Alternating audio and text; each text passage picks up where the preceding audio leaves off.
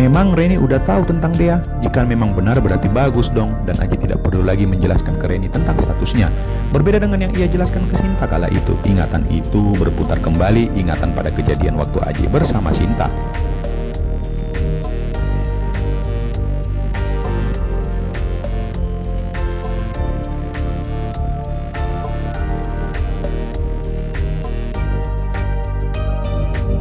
Flashback.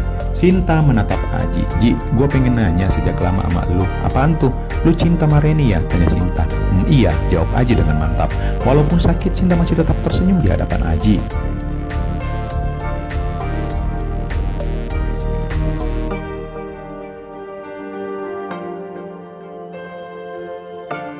Syukur deh, kamu marah? Tanya Aji menatapnya. Enggak, tapi gue khawatir kalau Reni mengetahui status lu sekarang, kata Sinta, dan terlihat Aji menarik nafasnya dalam-dalam. Ia lupa bahwa belum pernah menceritakan ke Sinta tentang sebenarnya.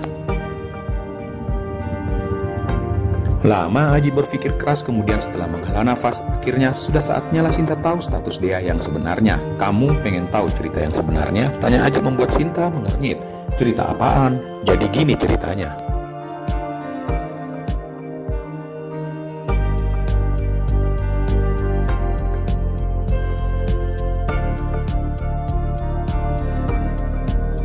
Aji mulai menceritakan awal mula pertemuannya dengan Mita. Menjalin kasih diawali dari penolakan dari Mita terhadapnya hingga ia dipertemukan dengan Reni. Saat itu Aji bimbang memilih yang mana. Akan tetapi yang dimenangkan oleh Mita adalah karena adanya Dea. Ya, Dea adalah anak Mita. Dan entah kenapa saat pertama kali Aji bertemu dengan anak itu, hatinya terasa menyentuh dan seakan merasakan bahwa Dea itu adalah anaknya. Setelah memastikan semuanya, maka Aji mulai menjauh dari Reni dan lebih memilih Mita untuk menjadi pendampingnya kelak.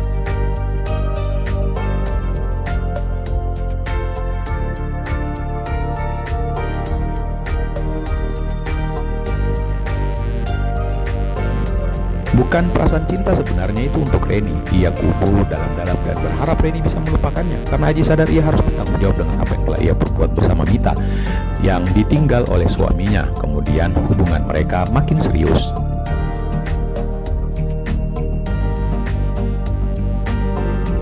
Seiring waktu berjalan, Aji dan Mita mulai meyakinkan diri untuk menuju jenjang berikutnya, yaitu ke jenjang pernikahan. Namun saat itu Aji kehilangan Mita. Karena kecelakaan itu membuat Aji tak bisa memaafkan dirinya dan berjanji akan menyayangi Dea selamanya.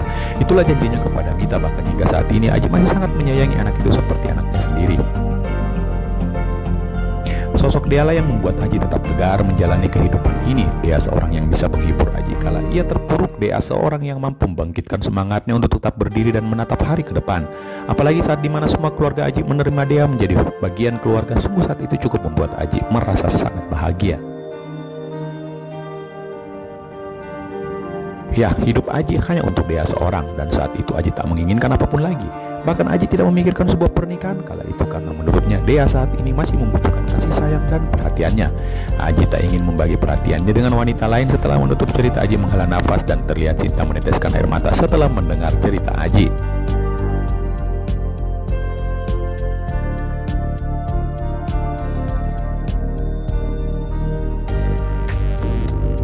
Jadi gitu ceritanya, kata Aji. Lu bener-bener cowok yang bertanggung jawab, Ji, ujar Sinta. Tak mampu membendung kesedihannya saat ini. Ia bangga dengan apa yang dilakukan oleh Aji. Merawat bahkan menyayangi Dea yang bukan darah dagingnya. Bahkan belum sempat meresmikan statusnya menjadi ayah Dea atau menikahi ibu Dea, Mita. Tapi aku bersyukur masih memiliki Dea, Sin. Dan apapun akan aku lakukan untuk kebahagiaan dia, kata Aji.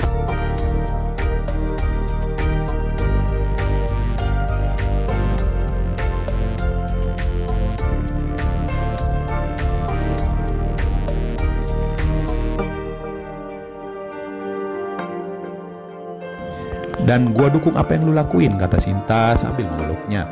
Dan gimana hubungan lu dengan Reni? Belum tahu akan seperti apa sih, jawab Aji sambil menghela nafas. Yang jelas saat ini aku belum memikirkan hal itu. Gua hanya bisa berdoa untuk kebahagiaan lu dan Dea, Ji. Dan gua ikhlas kok kalau lu gak memilih gua untuk menggantikan posisi mamanya Dea. Sin, udah ya, kata Aji mengingatkannya.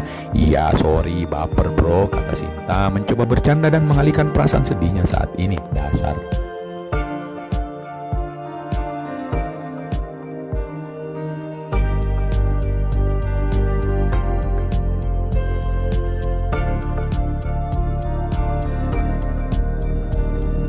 Aji menghela nafas saat mengingat kejadian bersama Sinta.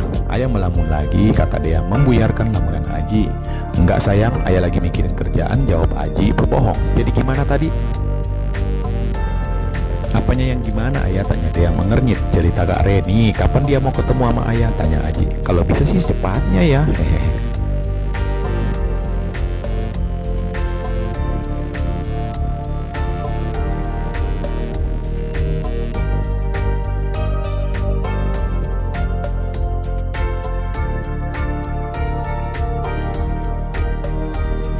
Ya udah kalau gitu malam ini kamu pulangnya sama Mang Didin biar ayah ketemuan dulu sama kakak kamu, kata Aji membuat Dea terlihat cemberut. Kok gak ngajakin Dea ayah, tanya Dea. Nanti setelah ayah ketemu sama kakak kamu baru deh ayah ajakin kamu sayang, ujar Aji menjawabnya. Gak mau, pokoknya dia pengen ikut, kata Dea terlihat ngambek. Aji menggelengkan kepalanya, lalu kepala Dea ia elus dengan penuh kasih sayang. Pilih mana? Ayah tidak ketemu dengan Kak Reni kalau dia tetap keras kepala, atau dia pulang sama Mang Didin ayah ketemu dengan Kak Reni sekarang?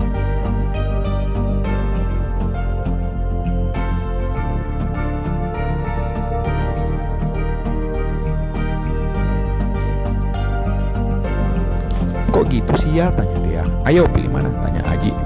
Dan sesaat terlihat Dea sedang berpikir. Oke deh, Dea pulangnya sama Mang Didin, tapi ayah janji malam ini temani Dea bobo ya.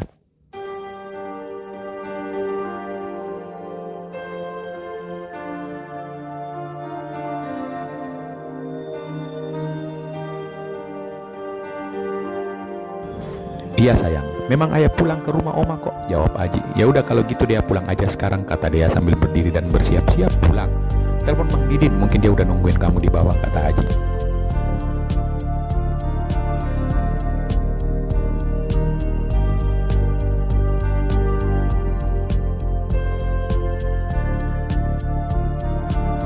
Oke deh ayahku sayang, kalau gitu dia pulang dulu ayah, ujar dia sambil meraih tas dan ponselnya. Assalamualaikum lanjutnya sambil menjamin tangan Aji. Waalaikumsalam.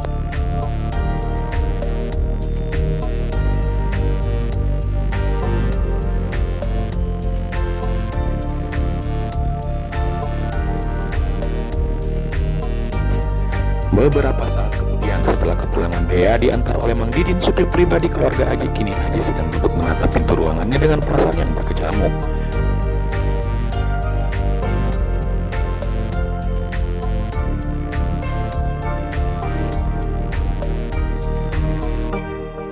Mungkin sore inilah hal yang pertama Aji lakukan adalah bertemu dengan Reni, mengajaknya untuk sekedar makan malam. Karena apalagi yang ia khawatirkan saat ini, mendengar perkataan Dea tadi, Aji mengerti bahwa keakraban antara Reni dan Dea sudah membuktikan bahwa Dea akan menerima Reni menggantikan posisi Mita sebagai mamahnya.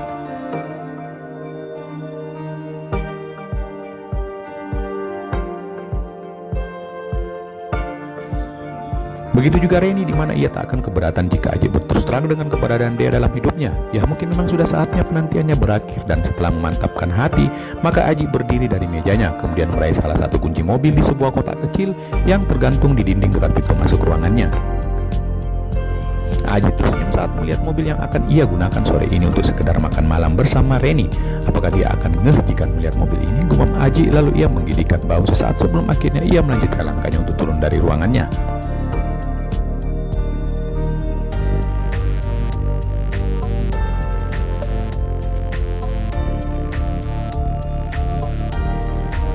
Aji memilih mobil Range Rover berwarna merah miliknya. Saat melewati pos security, dua orang security yang sedang berjaga segera mengangkat tangan kanan memberikan hormat ke Aji. Sore pak, duluan ya pak, kata Aji saat membuka kaca mobil dan menyapa kedua security itu. Siap pak. Ternyata Aji memarkir mobilnya tak jauh dari kantornya, atau lebih tepatnya di seberang jalan di depan kantor Reni. Aji meraih ponselnya lalu menghubungi nomor Reni.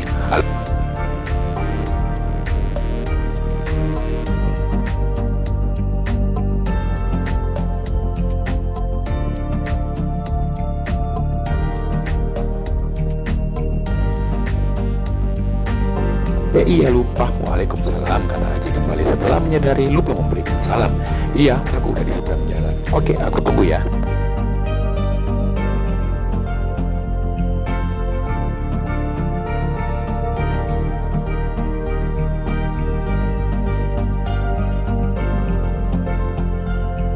Setelah menutup telepon, sesaat Aji bercermin untuk memastikan wajahnya tidak kumal. Entah mengapa perasaannya gugup saat ini, padahal baru beberapa jam yang lalu ia bertemu dengannya. Lalu tak lama saat sedang sibuk bercermin, ponselnya kembali berdering. "Yah, di seberang jalan, Ren," kata Aji. Dan kedua matanya menatap sosok Reni yang berdiri di seberang jalan, lebih tepatnya di depan kantor Bank Mandiri. Aji melihat gadis itu mengernyit sesaat. Kemudian Aji membuka kaca mobilnya. Ia meneria sambil melambaikan tangan memanggil Reni. Saat gadis itu melangkah, kedua mata Aji masih tetap menatapnya yang sedang menyeberang jalan.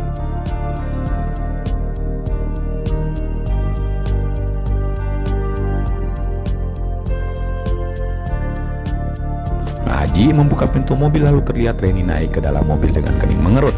Bukannya ini belum sempat Reni menyelesaikan ucapannya, Aji menghela. Ia punya bos Aji.